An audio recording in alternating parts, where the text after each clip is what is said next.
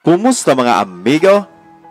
Malapit na magsimula ang NBA 2023-24 season at dahil dito, maraming lumalabas na mga speculation kung sino nga ba ang sa tingin nila ang mas angat sa bawat conference. Ang Western Conference ngayon ay loaded ng talent at napakahirap talagang matukoy kung anong team ang mas angat. Ang Lakers ay isa sa mga team na masasabi natin malaki rin ang chance na makaabot sa finals at manalo ng kampeonato kung sakasakali. Subalit, ayon sa NBA analyst na si Stephen A. Smith, wala siyang tiwala dito kay Anthony Davis. Si Anthony Davis daw ay isang injury-prone player at inconsistent ang laro. Maganda ngayon, bukas ay pangit ang magiging laro, kagaya na lamang ng nangyari sa NBA playoffs.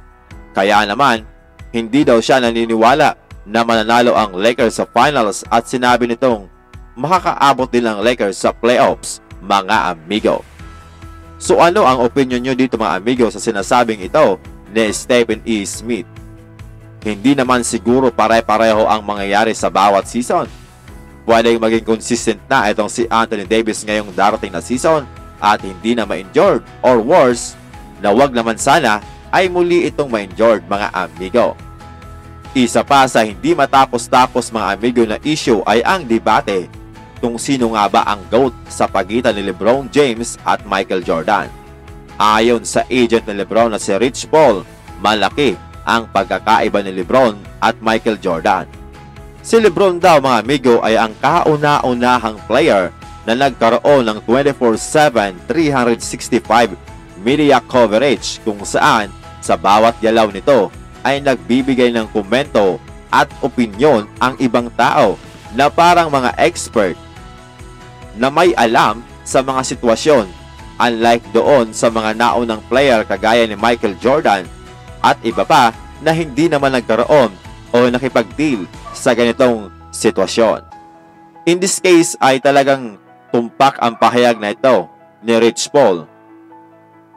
Dahil nabuhay na nga tayo sa mundo kung saan gamit na gamit ang social media at halos lahat ay may karapatan na magbigay ng opinyon sa naturang issue. Dagdag pa na Rich Paul, dahil dito ang antlers ni LeBron ay platinum samantalang kay MJ ay gold. Ayon pa kay Rich Paul, dahil si LeBron ay ikinukumpara kay MJ samantalang si MJ ay wala naman pinaghahambingan. Ayon pa kay Rich Paul, sa edad na 22 ay nadala na ni LeBron James ang kanyang team sa NBA Finals at halos lahat mga amigo ay underdog nga etong si LeBron. Maliban sa 2012 at 2011 kung saan sa 10 finals mga amigo ay masasabi natin nga na 8 doon ay underdog etong si LeBron.